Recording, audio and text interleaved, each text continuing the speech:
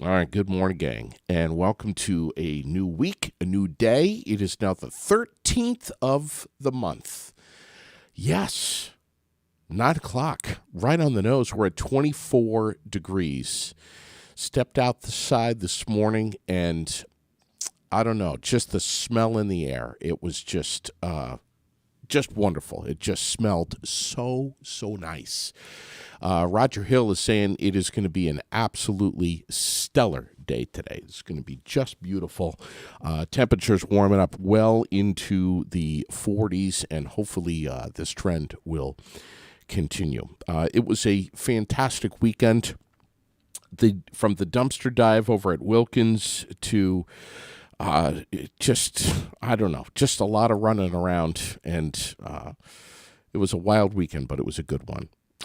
And we also had some sad news over the weekend of some folks falling through the ice and perishing on Lake Champlain. So there's a lot of stories. You can read about them.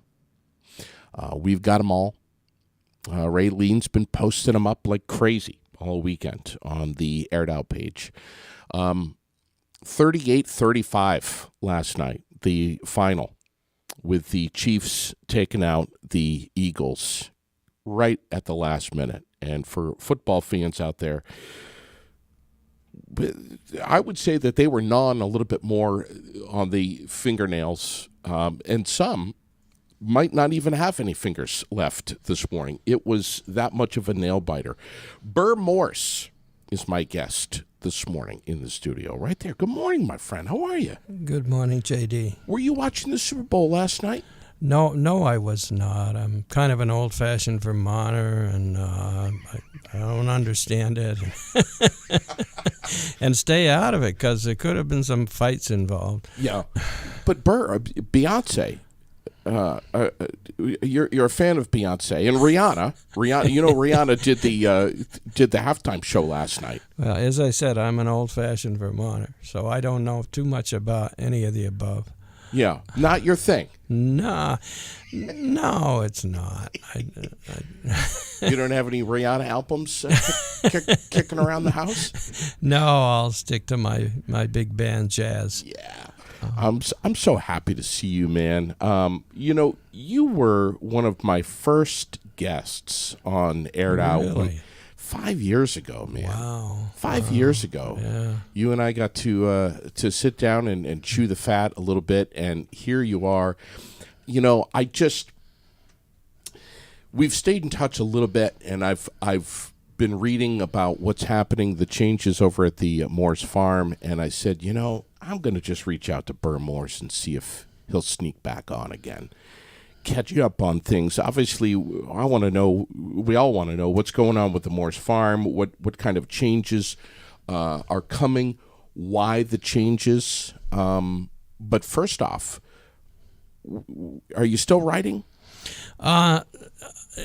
No, really not. I had the column in the Times Argus for years, and I also sent along what I wrote to a pretty wide internet email audience, all around the country and the world.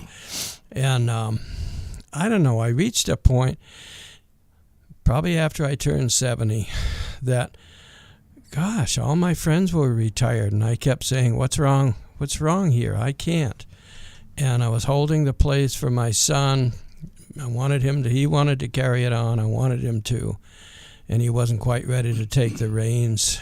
And things got a little more complicated, and I realized writing was a job. It was an added job to my already, kind of rough schedule. Yeah. So I that was the first thing to cut out. And especially for a paper, you've got to hit a deadline on a column. Yeah, they were always quite forgiving about that, but I know it made me feel really good, because when I emailed Steve Pappas and told him that I guess I wouldn't be doing it anymore, he used words like, I've been dreading this day, and he had told me what a great following I had. You had a And huge that's following. very gratifying. What was the title of that column? I can't remember. I think it originally started out as Burr's Whittlings. Yeah. Burr's Whitlins. Yeah. And I kind of tweaked it into existence. I knew that Andrew Nemeth was one of the powers that be over at the paper at that time, and he was a skier at our place, so I had his email address. So I, kind of spammed him right onto the email list to make sure that he got the things I wrote every couple weeks, and just had it in the back of my mind. Maybe he's going to like it and want me to appear in the paper once in a while. And, lo and behold, that very thing happened, and all of a sudden he was emailing me and saying, we've had a talk over at the paper, and we want you to have a column. And this is after the book. It was probably after the first book, yeah. Tell me about the books. Well, they're largely compilations of the stories that I wrote, which are of my farm experiences over my tenure there on the Morse farm, and when I was just a young kid, and then some reminiscence of life before that. And the first book especially had some family legends and yarns and things my grandfather had told me about the old days, and kind of mixed in with explanation of how sugaring works, because I knew some of my audience would be people from away who didn't know anything about sugaring. So I wanted the book to encompass Vermont stuff plus sugaring and how it works. How many books? I had 3 that were published and for sale. The first one is out of print now. I actually had the makings for a 4th one, which just sit there. I'm not going to do that, I don't think. What are the titles, and where do we find them? I'm guessing you can get them on Amazon or right at the farm. Well, the first one was Sweet Days and Beyond, and I'm not. That's the one I remember. Yeah, kind of a coffee table size book, and I'm sure I don't know. There are used copies here and there, probably for not much money at all. But basically, that's out of print. Can't get it at the farm or bookstores. Then there was Golden Times, and then there was Sugar Words. And I don't know if any of the local bookstores are still carrying them or not. I've kind of, I was fortunate to have the retail outlet at the Morse farm for these books. Yeah. Many times I felt like a celebrity because these tourists would, from a bus or whatever, would have, a lineup of people, and I'd be sitting there autographing. So we sold a lot of books. But yes, you did. A Stephen King I ate, How much of the column was in the book, or vice versa? Well, a lot of, probably most of the column was. I think I adhered to the newspaper's rules and let them have it first. Yeah.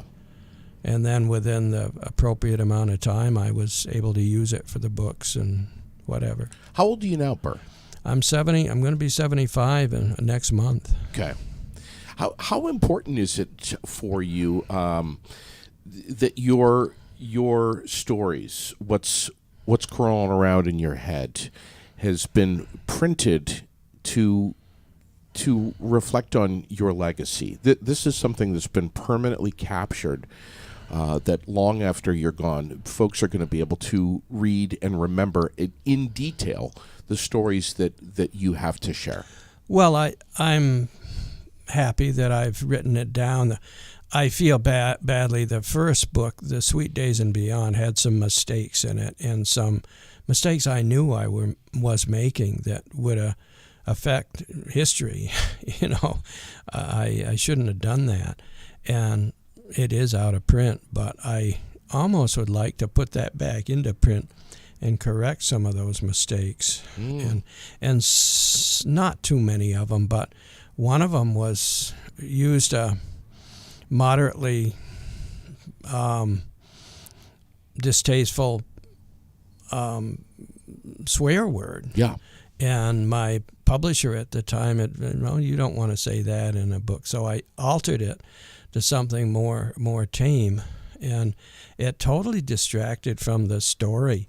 And so I would go back and I'd use the original word.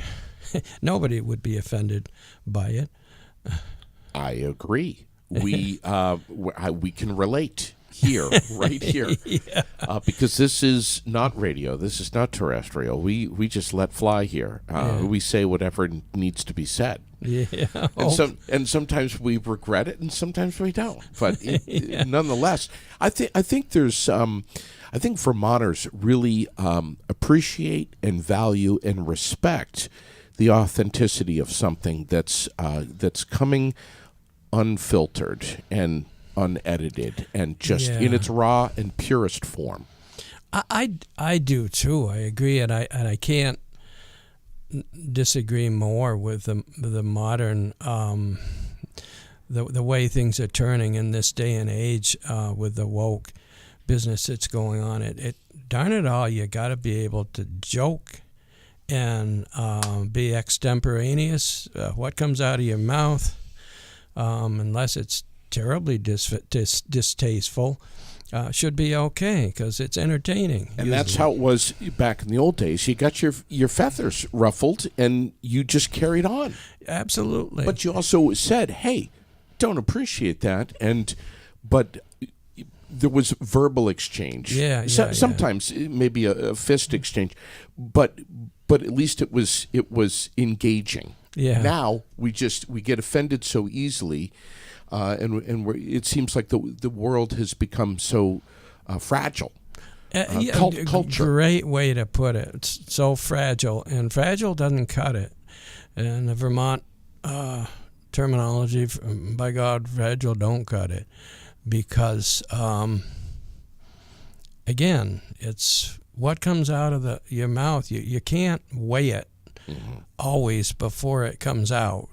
Sometimes you regret it. Yeah. But sometimes it's good stuff. And if you do regret it, you should be a man enough to step forward and apologize. Yeah. Never intended to hurt you with my words, but nonetheless, I did say them. It's human. It's human. Town meeting day, we do this. Yeah. I put my foot in my mouth once at the East Montpelier town meeting, and I tried to make it right. Yeah. Did you? Oh, I think so. Yeah, I think so. Yeah. But I've never been a politician. I've got politicians in my family, and I didn't fall in line there, and never will, and I don't need to please anyone by saying just the right thing. Wow, that is. I love that. I love that. Tell me about the farm, man. It's obviously everyone knows that the Morse farm is famous not only for, of course, their maple syrup, but also their kettle corn and the creamies, the cross-country ski center, all of the sugar on snow events that you've had in the past. It's a staple. Always will be.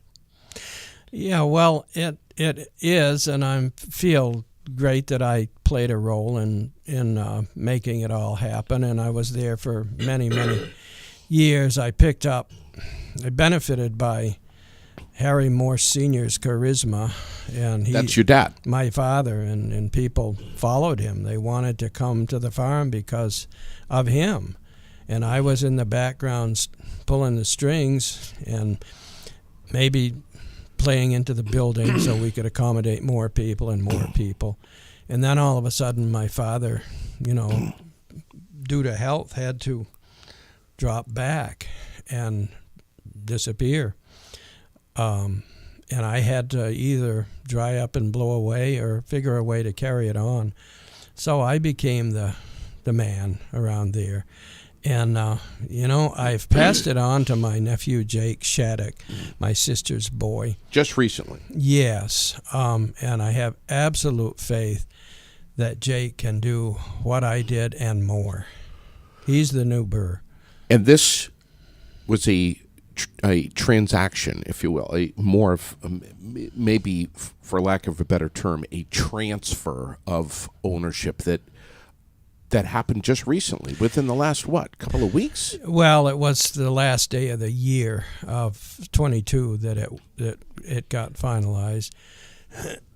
And I had been hanging on there as an old man, just waiting for my son Tommy to get able to take it over, because I wanted him to have it. And he built the sugaring up. He did so many good things there, but he wasn't quite ready to take it over. So I hung on and I hung on. And then he unfortunately passed away a little over a year ago. And I knew at that point, well, I don't need to hold this for anyone, and I want to retire. Yeah. And so I, considered selling it, and there were some people who expressed interest and wanted it. And all of a sudden it occurred to me, what the heck? Jake loves the place. He's family. He should have it. There you go. Yeah. These folks that were interested, they weren't from New Jersey or anywhere. No, they weren't. They were local people, realizing that we have a killer market there. We sell an awful lot of syrup and other products, and we've proven that we're in a good spot on the map where people will go. And if we'd been a mile up the road, I don't know that people would have gone that far. Right, that's right. Because you're about a mile from the roundabout, right? Well, in Montpelier. Well, no, we actually say 2.7. Okay. From the State House, from the State House Capitol building. So probably about 2 miles from the roundabout. So where are you? Where do you live? I live right there, 300 feet up the woods line above the Morse Farm store, and we've got a deal where I keep the farm acreage, and Jake has a 10-acre lot in the Morse Farm buildings, and my house is on a separate lot, so I keep my house, and I'm able to stay in that for the rest of my life. It'll go to my son Rob when I pass. Rob wasn't interested in the business. He's a musician, and I'm pretty proud of him. He's actually playing in the Broadway musical Hadestown, and lives in New York, but comes home as often as he can. No kidding. Yeah, and so wow. He's just doesn't feel like he's the Morse Farm manager type, and he was more than glad that I selected Jake to give it to. Isn't to pass that it wonderful? on to. That's wonderful. It's important to know what you want, but also equally as important to know maybe what you don't want. Yeah, that's right, and I think he knows that, and must get awful tedious to play the same musical for 6 days a week for 3-4 years. It's still going on. That's right.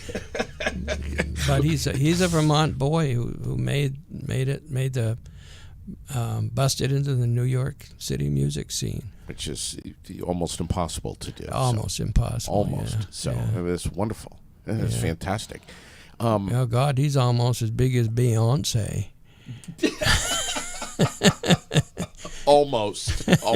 Yeah. So how thrilled is Jake? Tell me about Jake a little bit and his family. And there's going to be a lot of people, a lot of tourists coming in this summer, especially this spring, which is right around the corner. Introduce them to Jake before they get to the Morse Farm. Well, Jake is his history is he was adopted. He came from Vietnam, and The Morse family went down to Kennedy Airport to get him off the plane when he was 6 years old. And he came off the plane holding the hand of a woman handler, and the other orphans were same situation. And a lot of them were unhappy. They were crying. They were scared. And Jake had a grin on his face, just a mile-wide grin on his face. It's like, I'm in a new place. I'm excited. And he's never lost that grin. It's still a part of him. And people love him. I didn't talk to a single bus tour last foliage season, and we had well over 200 in the foliage time. You had last 200 Yes. buses? Yes, and I didn't greet a single one of them. Jake did the whole thing, and they loved him. He carried on the Harry Morse Sr. tradition of offering the Vermonter that they wanted to be offered. And Jake was that Vermonter this last foliage season. Wow. Yeah. Can he talk like a Vermonter? He's no, he doesn't put on airs like that, and I didn't. I guess I have the natural twang a little bit. I don't know. Yeah. But Jake is more homogenized, I guess I could use the word. But he's entertaining, and he's, the love of what you're doing shines, and when that happens, you can buy an awful lot of time and following. He loves what he's doing. What are you gonna miss? Stepping up those stairs onto those buses and looking out at a billion folks who may have a look on their face like, we're not in Kansas anymore. Where the hell are we? What's going on here? With all this mud everywhere and the smoke coming out of the top of the house, it looks like the building's on fire. Confusion, excitement, awe, wonder. You see the look on all of those faces in those tourist bus. Are you going to miss that? I think I've been asked that by quite a few people, and the answer really is no. I don't pine because I don't have it anymore. I don't miss. I love the tourists. I made some great friends. Yeah. People from England and beyond, and of course all 50 states. But I'm able to go on to other things. I did a couple major road trips last summer, which I hadn't been able to get out on the road for years and years, and I love to travel around. Did that. I got a good friend. We traveled together. Girl from Barrie here, and we're gonna go south in a couple of days, and just enjoy. And wow, I'm old enough, so yeah, I can still handle a chainsaw, but I don't want to do it for more than a half an hour at a time. When you go south, are you going to put a couple of quarts in the trunk and sell them roadside? Absolutely, and I'm going to hit Jake up when I go home today, and by God, Jake, you're going to give me a deal on this syrup. Those poor people down south who are stuck, chained to Aunt Jemima and Mrs. Butterworth's and God.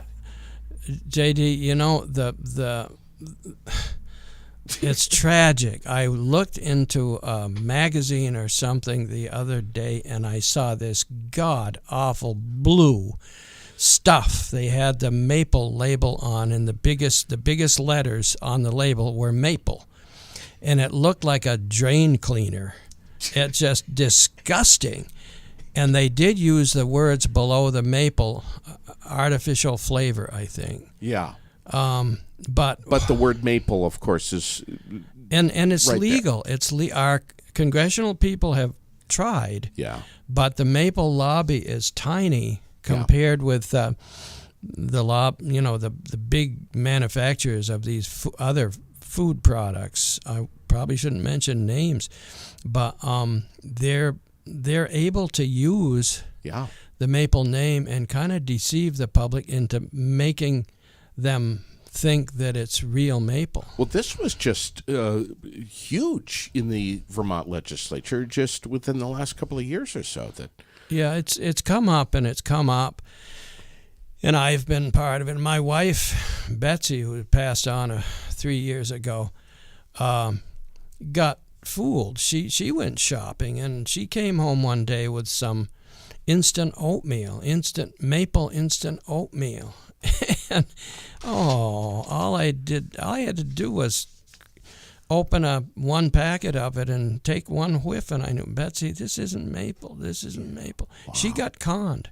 She thought it was maple, and she was doing me a great favor by bringing it home to me. And I've talked about that at certain events designed toward turning this around, and told that story. Yes.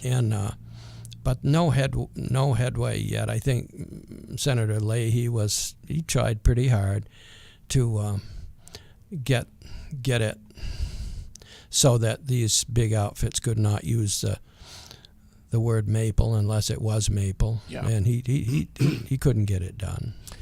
And that's affected the industry not just here in Vermont, but all around New England and Canada, which is the number one producer of maple syrup, right? Yeah, it is, and it's made the pure maple people work harder with marketing, and there's a huge, for us, marketing effort going on over our product, and it is selling. It's paying off because a lot more maple is being made and sold than ever before. And new products are coming out that are legitimate. They have maple in them as one of the ingredients. And, of course, pure maple syrup. There's nothing like having a container of pure maple syrup in your refrigerator. And it's finding its way around the world in pretty good shape. But I think there's still a surplus, and probably always will be one in Canada. Yeah. Isn't Vermont number one in the U.S.? Yes, it is. Okay, for producing. Yes, it produces the most of any of the 50 states. This little tiny state. Yeah, and that's amazing. We're so lucky to have that. I've said many times, we don't have an ocean, we don't have a Disney World. Mm-hmm. Thank God. But we have maple, and we have green countryside. Yeah. And that's enough to bring people here. Yeah. So well said. And if you want maple oatmeal, cook up some regular oatmeal and put some maple syrup in it. Sure. And don't add blue food coloring. What does blue have to do with anything, Burr? Oh, it disgusted me. It really did. I love maple syrup in the coffee. I love to bake bread with it. High percentage of, manganese? There's trace minerals and vitamins galore in maple syrup, and it's natural, it's pure, it comes out of a tree, right, which is organic. I mean, that's a bit of a misnomer when too. You go down south, and I know that you've told people from all parts of the world that maple syrup is something that comes out of a tree, or is produced from a tree. Do they think that you put the tap in the tree and the syrup runs out of the tree? Oh, some people do, yeah, and they think that we do it in July. And I read a book the other day written by a Vermont gentleman, and it was a good book. But I emailed him and said, you know, there's one mistake you came out in your book, because you portray people Vermonters having gone into a sugar house, and the sugar maker draws off maple syrup, runs out and drains it on in a snowdrift. And, you know, that's not going to work, because to make sugar on snow, you got to boil that syrup way beyond the syrup stage. Yeah. And so I said, you know, you probably ought to not say that in another book, because maple syrup is too valuable to waste that way. It'll just sink right to the bottom of the snow. It's really become a science, and look at how fascinating this is. What's happened to the industry since you were a kid, Burr, and sugaring with Harry. Reverse osmosis. I mean, everything is so much more efficient now. The technology is there. Are we cheating with reverse osmosis? No, we're not. What would your dad say? What would Harry say about? He'd be totally in favor of it. Really? He was in the sugar house, locked in there 24 hours a day for a week at a time, several times in his life. So tired he couldn't hardly, function, because it takes that much time and wood energy to boil syrup that comes from 2% sap. So you have a way to use a little bit of electricity and bring that sap up to 13, 14, 15% sugar. Some people are even bringing it up to 20. And that takes so much less wood energy or oil energy, whatever fuel you use, and it takes so much less time to convert sap from a tree into maple syrup. Sugar makers had to make a decision at some point if they were going to continue doing it the way that they're doing it, or did they have enough money to be able to afford this technology to be more efficient? And what's the trade-off? Is it worth it? Is in the wash? Well, it is, and I defended the modern system to lots of tourists when I was the tour guide at Morse Farm, and I said that over at Proctor Maple Research Center they had a blind taste test, and the blind tasters could not taste the difference between syrup made the traditional way and syrup made the modern way. Wow. They couldn't. The only thing I will disclaim that one way, and that is I think the huge sugaring operations, which you hear about, over 150,000 taps, are using the reverse osmosis to bring it up, the sugar content up to over 20% before it goes into the evaporator. And I think there is some feeling that it does detract from the maple flavor a little bit when you bring it up that high in reverse osmosis. But we never did. We brought it up to like 13% or something.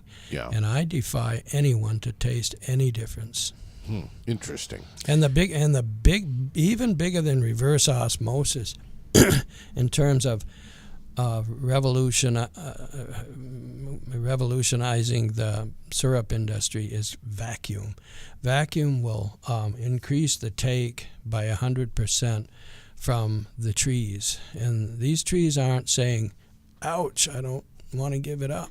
That was a question I had for you. They're saying, "I got it. You might just well take it." We killing the trees by vacuuming? No, vacuum's been being used for 20 plus years.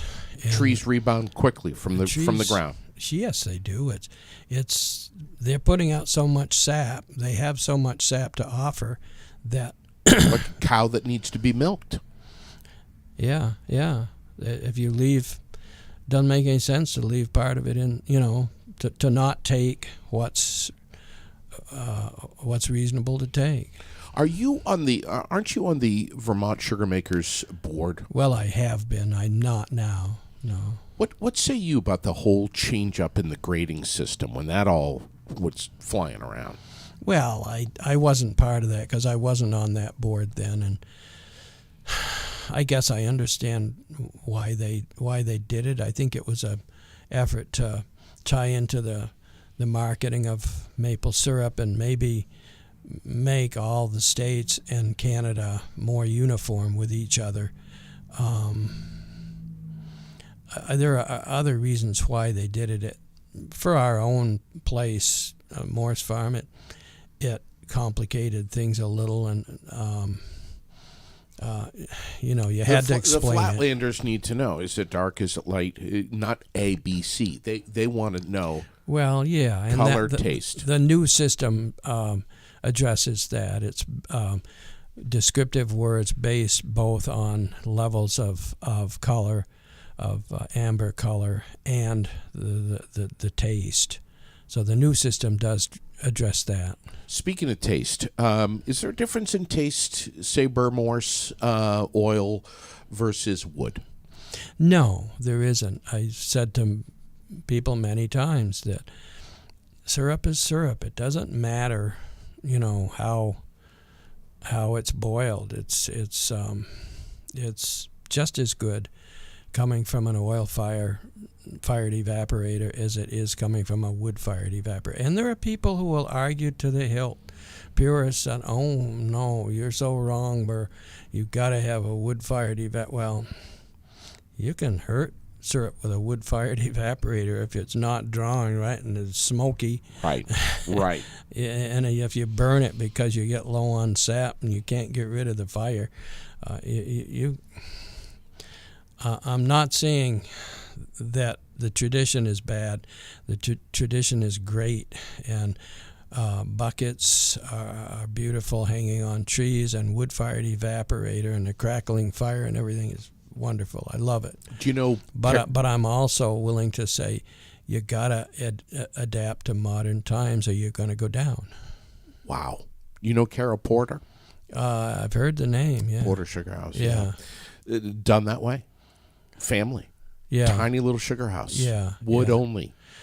Vacuum system, I believe, but wood fired. A lot of work, man. Yeah. Oh, tremendous work. And just like the dairy farms these days, you can't do it with a 60 cow herd in a conventional barn anymore. You got to go 1,000 or more, and open housing and robotic milkers sometimes, and it's just you change or you go down. Yeah, that's right. And it's very sad. Yeah, it is. It is. I always get a snicker when I see maple syrup in Vermont by some folks roadside advertising as organic, 100% organic. Yeah.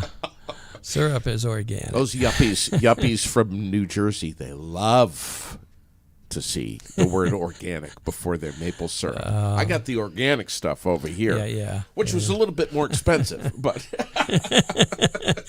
no, it's silly, but yet it's part of the market, and probably, although speaking of milk, I've heard recently that the organic milk producers are hurting because big time. There's a surplus there, huge, and they're suffering. And it could happen to maple producers too, I think. But while it was good, the producers were able to get more per pound for their maple syrup by having that organic label. Yeah. And it's a value-added marketing tool. It's makes sense, except that it's kind of a hoax. Maple syrup is organic. Always been organic. Yeah. And some of the maple powers that be, if they hear this, they won't like me for what I just said. I remember. But as I said, I don't need to please anyone with what I say. That's right, Burr Morse. You're absolutely right. Burr Morse from the Morse Farm, 26 degrees, 9:38 here on a Monday morning, the 13th. I spoke with a Vermont sugar maker, of which I won't name, years ago. And we were talking about how expensive it is to run an operation. the fact that everything needs to be stainless steel and so on and so forth. And at the time, there were a few stories that were surfacing of theft of equipment in some of these more remote sugar farms. And he said to me something that I won't forget. He said something to the effect of, in Maine, if you pull up somebody's lobster trap and you steal his product, you might get shot. And if you do get shot, most of the Mainers will look the other way. How do you feel about maple equipment? I mean, this is something that is not only expensive, but it is sacred in a sense. Do you think Vermont should have maybe a different set of laws or penalties that are connected and associated with theft of maple equipment? Oh, probably not, because yes, the equipment is expensive, and the bottom line is slim when you're a sugar maker. There's no way to get rich at all, and it's getting terribly expensive to set up with the tubing in the woods and the RO and the stainless steel, everything. But everything has to fit into an economy, and it's not right to steal stuff. It's not right to take what's not yours. It doesn't matter if it's across the street at the hardware store or in the modern sugar house. It's just not right. So I think we need to, again, I don't need to buy anyone's vote. I think we need to keep the police force intact and strong, and realize those guys, most of them are good, and there are a few bad ones.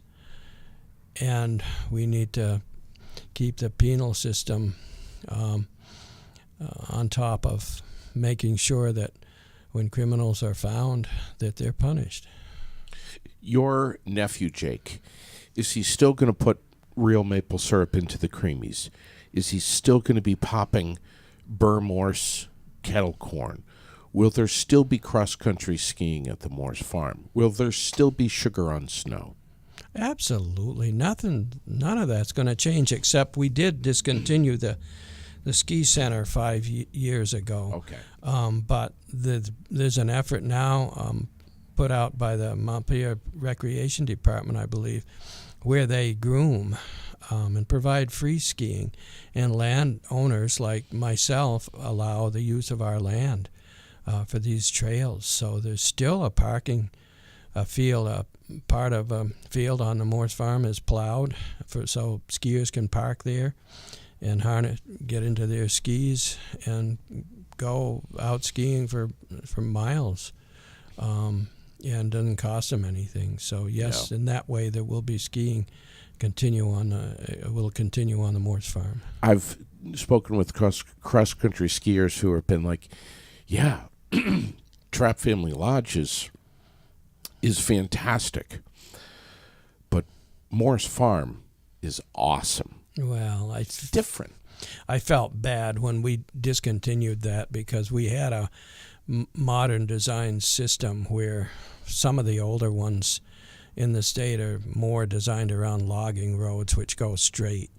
And Morse Farm, we hired a professional trail designer to design the system. So built into it were S curves and switchbacks and banked turns on downhills, and it was a fun place, but never a money maker. And the partnership, my partners and I, were all getting old, and all of a sudden it just came out in a meeting one day, I think it's time to close it. Yeah. And pretty traumatic for the neighborhood. There were people who just felt terrible about it. But again, everything has its just life within the economy, and some things just don't work anymore, and it's sad when you find that out. Do you feel that you were born into sugar making or born into entrepreneurship with your dad Harry, or just both? Well, he was a real entrepreneur, wasn't he? Yes, he was. He had charisma. He was handsome. Boy, I operated under a wicked handicap there.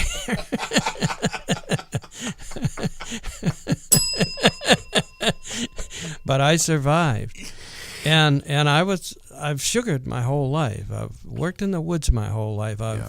You were worked born with animals. into this. Yeah, born into it. Generations before me. How many generations? It was 7. I'm the 7th of Vermont Morses who have been involved with sugaring.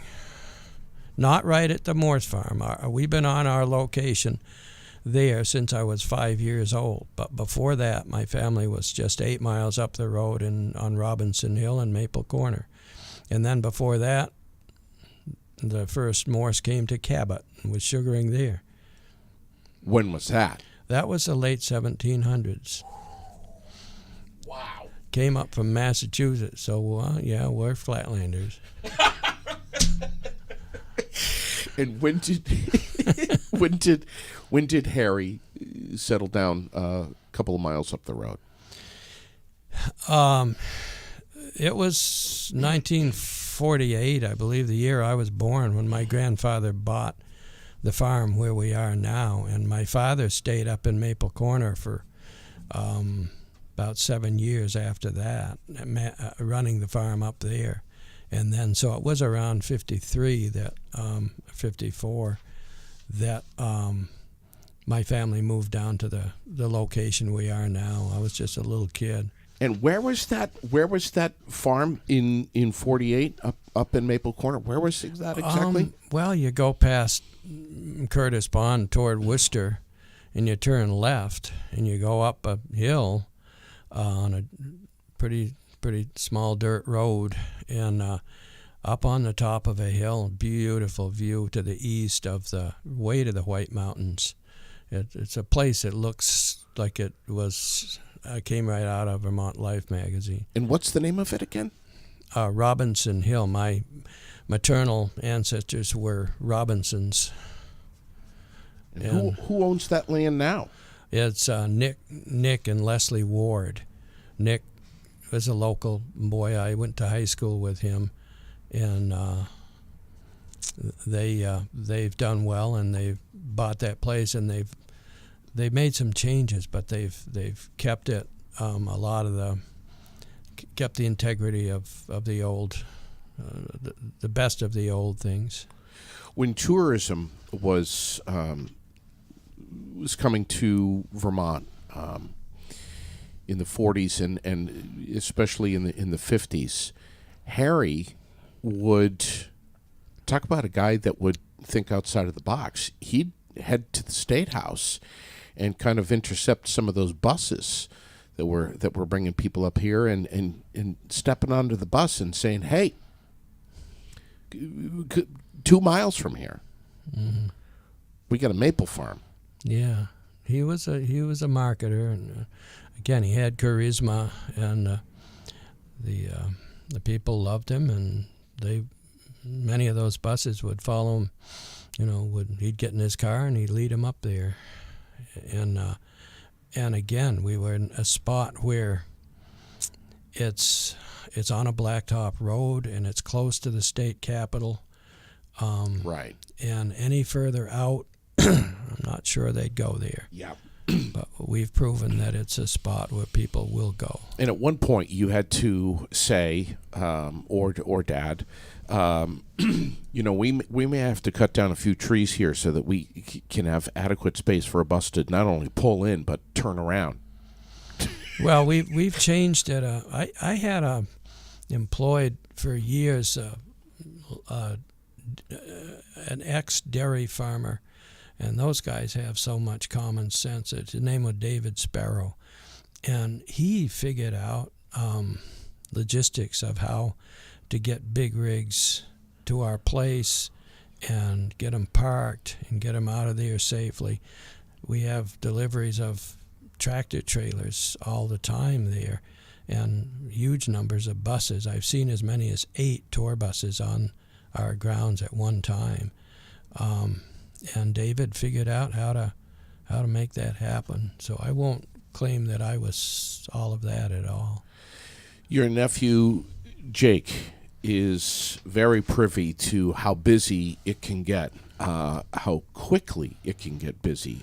In a matter of seconds, we can go 0 to 60. Is he prepared for this? I mean, obviously he's experienced it his whole life, but does he have his team ready for this spring? The day we had our closing, the last day of 2022, I think before I signed my name, I looked at Jake and I said, I don't know what in hell is going on in your head.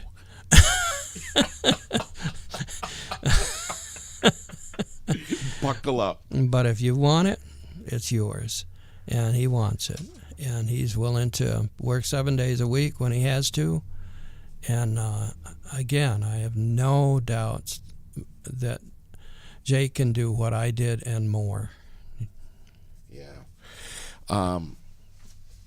What's next for Burr Morse? What are we? Are you writing any poetry? Are you writing anything? I write. Yeah. There's the Montpelier Historical Society has just come to me and wanted information on Clifton Mix, the old music teacher in Montpelier, who was quite a guy, and they want to do a feature on him. And I wrote something. I've written a few things, and I will. I play music, and trying to learn how to play the guitar a little bit now. I don't know if that's going to work. This is an old dog you're looking at. Yeah. So whether new tricks can happen, I'm not sure. Hey, Rusty Louise is self-taught. I mean, look at this guy. He's a great guitarist. Yeah, he is. He is. So there's projects, and writing is one of them. What are the other instruments you play? I'm a trombone player. Okay. I'm playing several big bands around, and I have fond memories of you being introduced as part of the horn section with Chad Hollister. Yeah, Tommy, my son, was a great trumpet player, and he was one of the regulars for Chad, and Chad had invited the old man to sit in a couple times. I think it was at Spruce Peak Performing Arts Center, wasn't it? I played there once. Yes, I did. Yeah. Crowd went wild when we said Burr Morse. Yeah, I just played a gig. My other son, Rob, asked me to play for a event over at the in Essex Junction at the Double E Performance Center. What a theater! Yeah, it is, and it's a modern rap stuff, and a lot of guitars, and here I was, this old man. I was part of the horn section, and I loved it. It was great. Did someone make you learn trombone, or was this something you decided you wanted to pick up? Well, I guess every kid when he's in the 4th grade used to pick an instrument. Someone decided, trombone ought to be it and I regret that. I wish I was. Trombones aren't always welcome in jazz groups. You can get more chicks with a saxophone. With a saxophone or a guitar. Yeah, you can. But trombone was it, and I tried hard to give up so many times in my life. But then I answered the call to my country in 1969. Vietnam was hot and heavy, and I had stood a chance of going there. And I picked up my horn, took it out of the closet, and dusted it off, and auditioned to get into the 40th Army Band, the Vermont National Guard, and I did, and that's how I served my military time. And I was in that group for 14 years, and I just loved it. And that gave me music forever. I got all my musical contacts through that band, and now I'm playing quite a lot. Any local gigs close by? There's tomorrow night, in fact, the 14th, Valentine's. I'm in a St. Johnsbury big band called Swing North, and they're putting on a concert at the Congregational Church up there for people to go, a dessert and dance gig. So, wow. Sure, people come on up, the more the merrier. It's a donation thing, and you dance, and and that's a good band. I really love that band. And you have dessert, and I think it's 7 o'clock. Sounds like a good old Sunday. When folks used to get around on Sundays and get together and play instruments and maybe have a shot or two of brandy and just be together. Yeah, yeah. This whole COVID thing, it's taken a hard hit on you? No, my business got through that year, 2020, somehow, and it was really scary because can you imagine shutting businesses down for a year in this day and age? And that's what happened, and there was plenty of government help, money-wise. I still don't know how our country did it, how our purse strings got opened in so many directions for so many people, but they had to be open because we weren't doing the business we should. Sure. Our cash flow stopped. It made our mail order business thrive, and luckily we were in the mail order business, so that's one of the pluses. And then it stretched out, and it's still going on. You still see a lot of people wearing masks and really kind of afraid to go out and around. But the country's surviving. My Morse Farm business survived. And personally, I've had 3 vaccines, and I won't have another one. Anything that requires that kind of injections in my body is 3 is enough, maybe too much. I don't know. Yeah. I think there's many that share that. Yeah. And I haven't had it, I don't think. Yeah. And I see people who do get tested positive who don't seem to be sick. Yeah. And maybe this is a weird small thing of me to be talking this way, and some people will be mad at me. Yeah. But I do think that if you have to have multiple tests before you test positive, why didn't you stop with the first one? God. These are strange times, man. These last couple of years have been funky. Now we got these quote-unquote weather balloons floating around. People are watching us. We don't know what the hell's going on. This is weird. Yeah, it's very weird times. Frightening, scary. That war in Ukraine is scary, and what could become. Sure. There's people who are not stable who could push a button. And there's it seems like there's a lot of lines that are being drawn in the sand globally. Yeah. And right here. Yeah, there are. Not only in Vermont, but also in our nation. Yeah. We're just way wound up tight politically. We're just having we all need to just stop and listen to one another and communicate with one another. Oh, it's tragic. And maybe even still be friends, even if we differ politically. Maybe. Yeah. What a concept. Yeah. No, I've got music friends, and that's a fairly liberal community. Yeah. And I'm, more on the other side.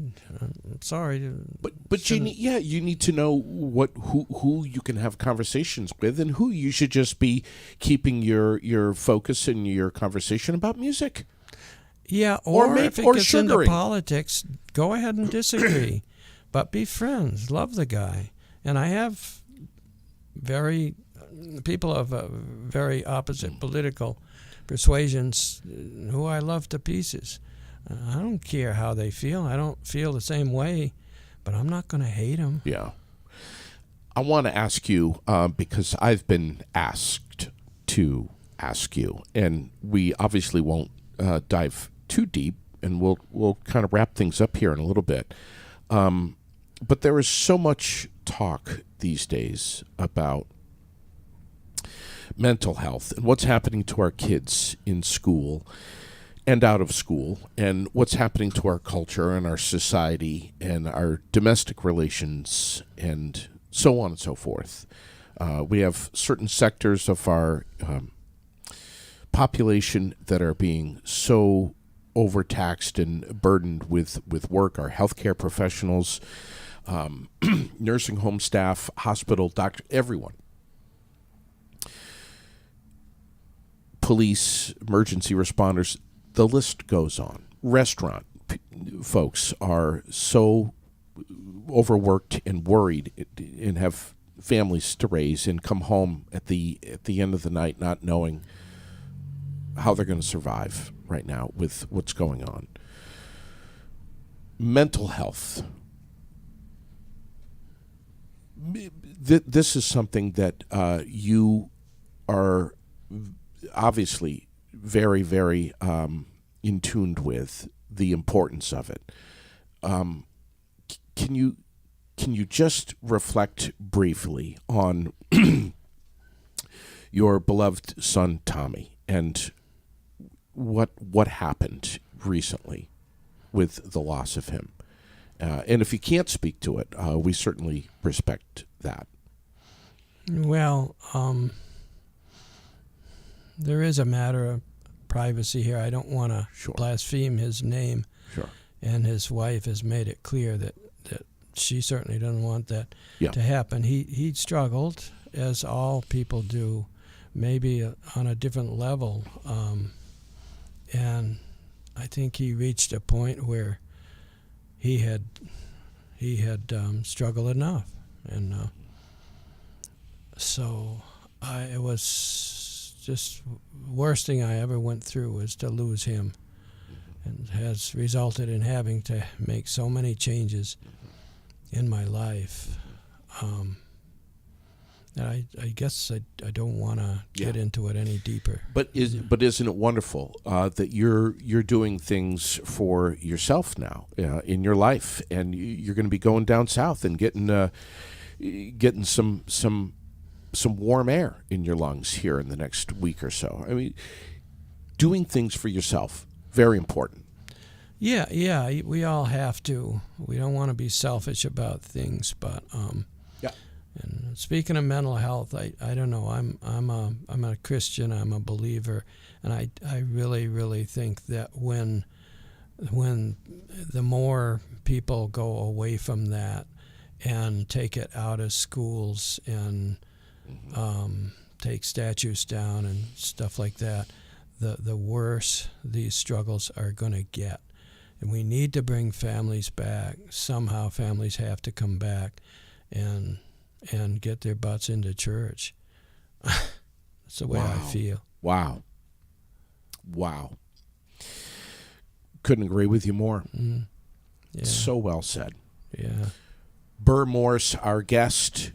The legacy of the Morse farm, excuse me, will continue with your nephew, Jake Shattuck, who's going to be operating things over at the Morse farm.